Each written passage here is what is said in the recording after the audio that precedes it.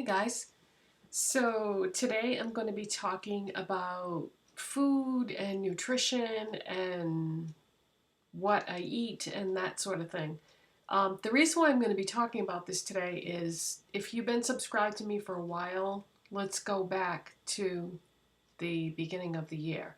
At the beginning of the year, I started a diet. I wanted to lose weight. I think I lost about 13 and a half pounds, something along those lines. And it took me a long time. I did keto, which is what everybody seems to be doing these days, and it took a long time, but that's because I was thinking about the types of diets that I had been on in the past that was similar, that weren't so strict about quantities. And basically what it boils down to is the only reason why it took me a long time to lose the weight is because I wasn't being careful about quantities, and also I cheated a few times. But I did eventually lose the weight. It took me 5 months to lose the weight, which is a long time. But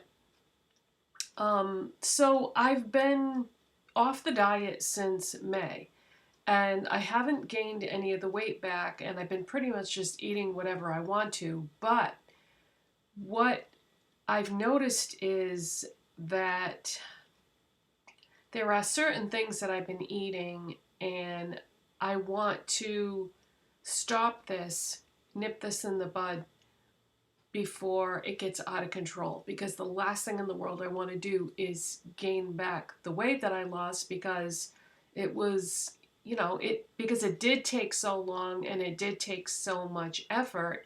So I don't want to gain the weight back, but also I've been eating candy and chips, and I had a cupcake, and I've just been eating a lot of crap and feeling lousy as a result of it. I really feel like you are what you eat.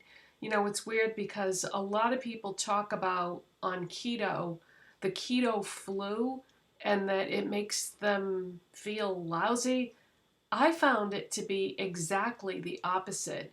When I was on the keto diet, I felt good. That's why um, it never worked out for me to be a vegetarian. I tried being a vegetarian several times in my life, and it never really worked out for me because I am the type of person that seems to require a lot of protein in their diet, and it's not impossible, but it's more difficult to do if you are a vegetarian. And the worst or the hardest part about being a vegetarian when I tried that was that I felt like it was too repetitive what I was eating, because there were a lot of things that I didn't like. So then when you removed those from the diet, it left me with just a handful of things that I was eating, and there wasn't enough diversity. So anyways, yeah, the keto diet has got a lot of animal protein in it, and that just works for me. From an ethical standpoint, it's not that great. I do feel bad about eating all these animals, but I feel like my health is more important. And if you disagree, that's fine. You do you, I'll do me, and hopefully we can meet together and have respect for each other's opinions. But yeah, so anyway, what I have decided to do a couple days ago, I guess, is just, if I have a few things left in the house that don't fit into what I'm talking about, then I'll just eat them up and that's the end of it. But I want to stop eating so many carbs, and I want to stop eating so much junk. Because, yeah, I've been feeling really lousy eating a lot of candy and chips and just garbage. And the way that sugar affects me is, for me, sugar is almost like a drug. If I have it, I just want even more. There is no satisfying my sweet tooth. If I have something with sugar in it, whether it be artificial sugar or natural sugar, that just feeds the addiction even more. It's not like I can have something and then be satisfied. That's just not how it works for me. So when we did our food shopping this week, I didn't buy any candy, any chips. I basically tried to go back to buying the kind of foods that I used to eat when I was on keto. And I don't think this is going to be that difficult to eat this way because I kind of like eating this way. But I don't want to lose any more weight. I feel very comfortable at the weight that I'm at. I'm right at the upper end of the spectrum of what I should weigh. And I just have always been the kind of person that can carry a lot of weight. So what I weigh for my height might be too much for somebody else, but I feel very comfortable at this weight. So the thing that I wanted to talk about also, and a big part of the reason why I decided to make this video, is because I thought, okay, if I'm going to give up junk food and a lot of carbs, because I had been eating bread. I had been having like an avocado and egg sandwich for breakfast every morning, and then for lunch I was having a different kind of sandwich, and so I was eating like 4 slices of bread a day. So I didn't buy any bread, didn't buy any junk food, didn't buy any fruit other than my avocados, because I'm still doing the avocados, but now I'm making an omelet and then just spreading like mashed avocado on top of the omelet. Really good. I know one of you had suggested that I try that, and it is in fact very delicious if you like eggs and avocado. But I've pretty much gone back to the way I used to eat when I was on the keto diet, but I don't want to lose any weight. And it won't be difficult because now I can just pretty much have a larger quantity if I want to, or I can add in some things that used to give me trouble before that you were supposed to be able to eat. One thing that they do recommend as part of the keto diet is nuts. But with nuts, I find those so delicious and so addictive that I could never eat like 4 or 5 nuts and then just stop. I would, eat too many, and then I would, not only would I not lose weight, I would gain weight because nuts are very fattening.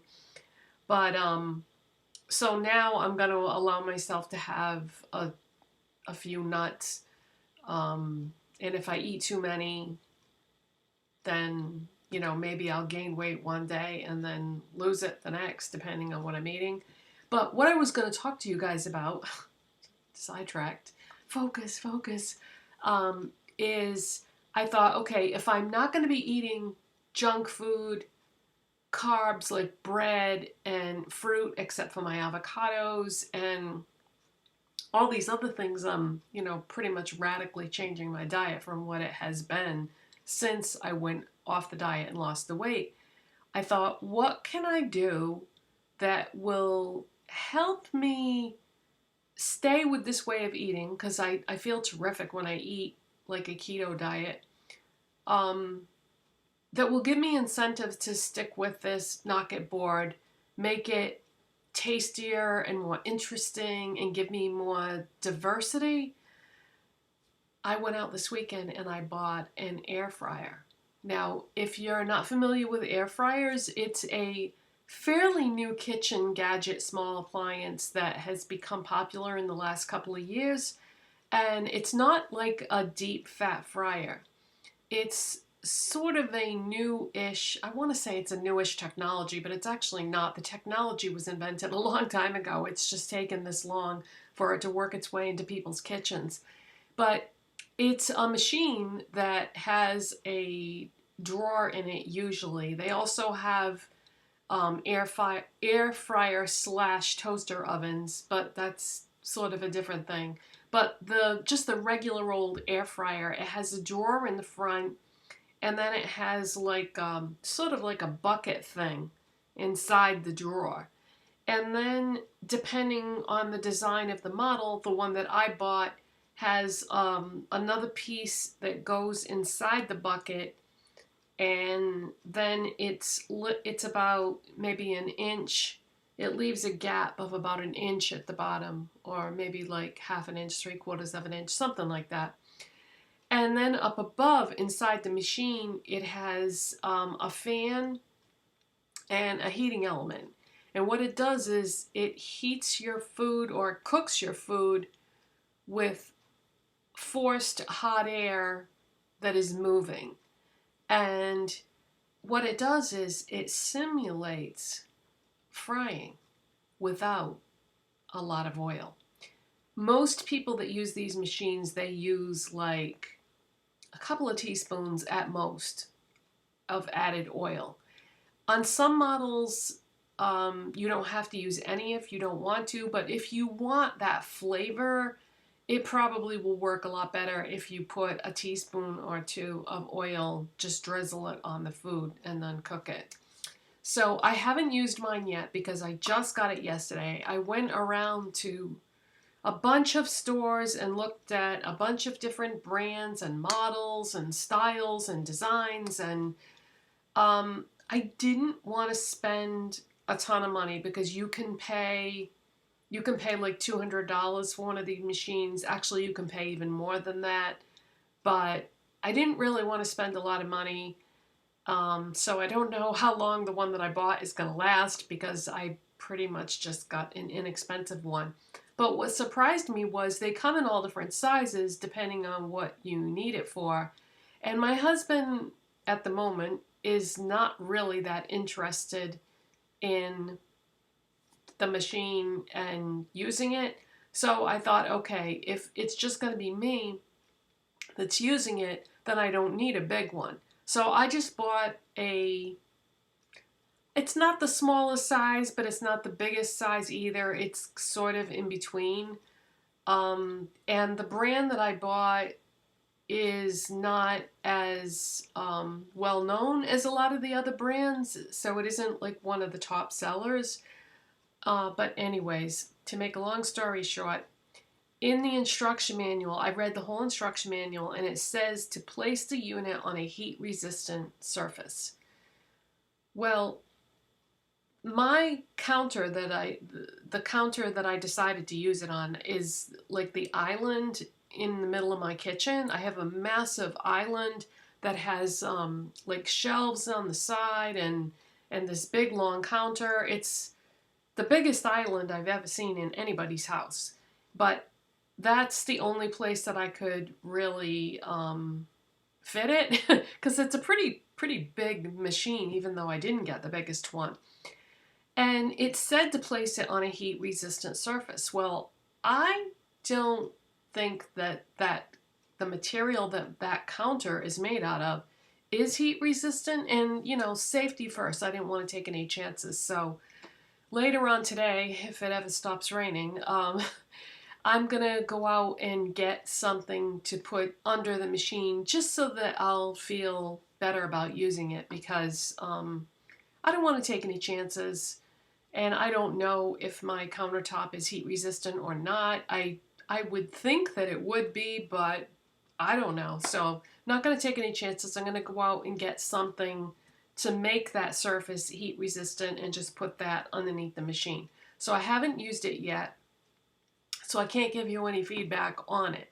But my question to you is, do any of you have an air fryer? What was your experience? If you've had it for a while, do you still use it?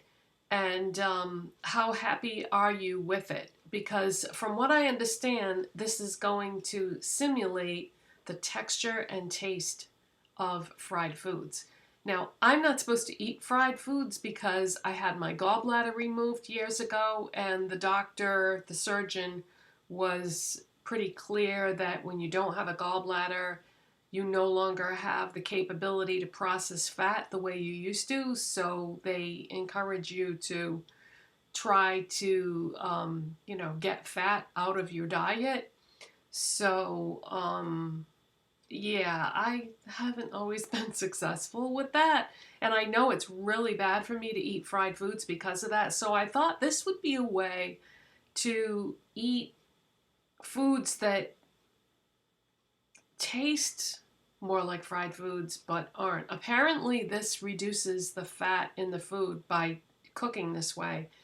Reduces the fat by up to 80%. So that is incredible, because you figure if you're cooking something in a pan on top of the stove, no matter what kind of cookware you're using, you're going to have to use a certain amount of oil so that it cooks properly and doesn't stick. And so this could potentially use even less oil than cooking things on top of the stove like I always have. So I'm pretty excited about this, and I just wanted to know what your opinion was of air fryers. What was your experience? Do you have one? Do you love it? Do you hate it? Did it break after a short time? I've read so many reviews and heard such different opinions about these things that I was kind of curious about what your experience was. So that's it. I'm going to go back on the keto diet, but I'm not trying to lose weight, so it's going to be a lot better now because I won't have to limit my quantities, and I'm going to allow myself a few little things that I couldn't have before that now I should be able to include if I'm not trying to lose weight, because I just like the way I feel when I'm on a keto diet. This is going to be more like a keto diet for life rather than a keto diet to lose weight. So that's it, you guys. Thanks so much for watching and subscribing and giving this video a thumbs up, and I'll see you in the next one. Bye.